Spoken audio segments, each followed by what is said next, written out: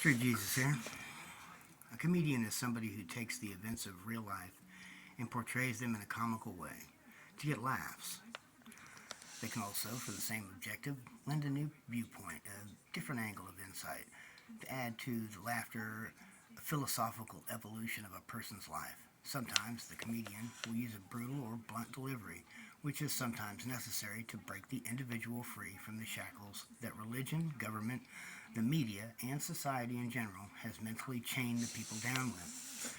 Very few things can shock a comedian, but I think the one thing that will shock a comedian is when we hammer away at the chains of our audience and we are met with anger, hatred, or verbal and even physical violence for our efforts.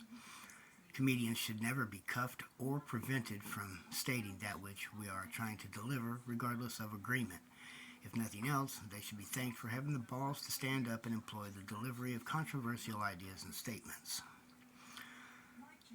The day that it is insisted that restraint be put on comedy is the day we can all bow our heads in respect towards the death of liberty and begin to plan America's funeral. You can love or hate what I say, but your respect is demanded as long as America is free and as long as my intentions are to make you laugh and see a new angle at life's controversial issues. If you don't lend that respect, then it is you that is aiding the agents of evil to rob us of our freedom. Are you a patriot, or are you a bitch of the government, which is, in this case, would make you Biden's the chomo bitch. If you're Biden's bitch, why don't you reach into the candy jar for a handful of these nuts? 365. Love and cherish your family and friends. Unless they don't have a sense of humor, then fuck those bitch-ass niggas. Why are they your friends? Impede the government every step of the way. The government has no sense of humor, and they are hell-bent on taking away all of our joy and laughter. Bring down that 5G network.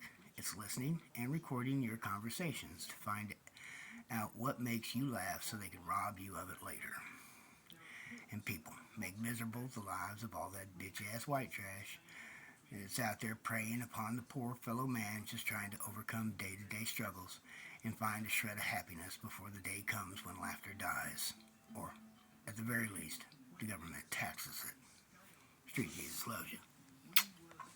And people, laugh.